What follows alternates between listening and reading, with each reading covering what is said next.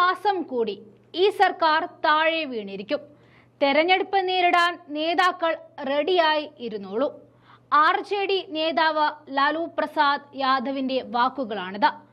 ഇപ്പോൾ കയറിക്കൂടിയിരിക്കുന്ന സഖ്യ സർക്കാരിന് അധികം ആയുസില്ല എന്നാണ് ലാലു പ്രസാദ് യാദവ് പറയുന്നത്. പറയുക മാത്രമല്ല, രാജ്യത്ത് എപ്പോൾ വേണമെങ്കിലും തെരഞ്ഞെടുപ്പ് നടക്കാമെന്നും പ്രവർത്തകർ സജ്ജരായിരിക്കണമെന്നും അദ്ദേഹം മുന്നറിയിപ്പും നൽകി.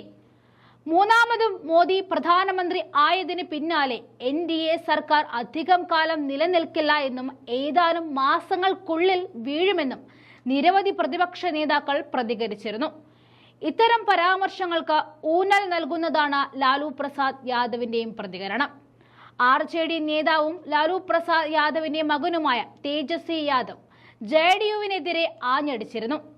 അധികാരത്തിൽ തുടരുവാൻ BJPയുമായി സഖ്യമുണ്ടാക്കിയ JDU പാർട്ടി പ്രത്യയശാസ്ത്രവുമായി വിട്ടുവീഴ്ച ചെയ്തെന്ന് അദ്ദേഹം പറഞ്ഞു.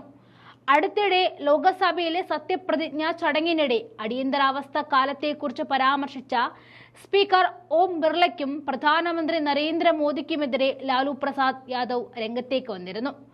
ഇന്ദിരാഗാന്ധിയുടെ അടിയന്തരാവസ്ഥ കാലത്തിനെതിരെ പോരാടുമ്പോൾ BJPയോ നരേന്ദ്രമോദിയോ ഒന്നും തങ്ങൾക്കൊപ്പം ഉണ്ടായിരുന്നതല്ല എന്നാണ് അദ്ദേഹം പറഞ്ഞത്. പാർട്ടിയുടെ സ്ഥാപക ദിനത്തോടനുബന്ധിച്ച് നടന്ന പരിപാടിയിൽ പ്രവർത്തകരെ അഭിസംബോധന ചെയ്തുകൊണ്ട് സംസാരിക്കവെയായിരുന്നു അദ്ദേഹത്തിന്റെ പ്രതികരണം.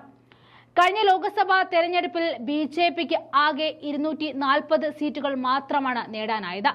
ഒറ്റയ്ക്ക് കേവല ഭൂരിപക്ഷം നേടാനാകാതിരുന്നതോടെ JDU, TDP തുടങ്ങിയ പാർട്ടികളുടെ പിന്തുണയോടെയാണ് NDA സർക്കാർ രൂപീകരിച്ചത്. പ്രധാനമന്ത്രി നരേന്ദ്രമോദിയുടെ നിയമസാധ്യത 3-1 കുറഞ്ഞുവെന്നും അദ്ദേഹത്തിന്റെ സർക്കാർ അതിന്റെ അവസാന പാദങ്ങളിലാണെന്നും എപ്പോൾ വേണമെങ്കിലും വീഴാമെന്നും കോൺഗ്രസ് അവകാശപ്പെട്ടതിന് തൊട്ടു പിന്നാലെയാണ് RJD മേധാവിയുടെയും പരാമർശം.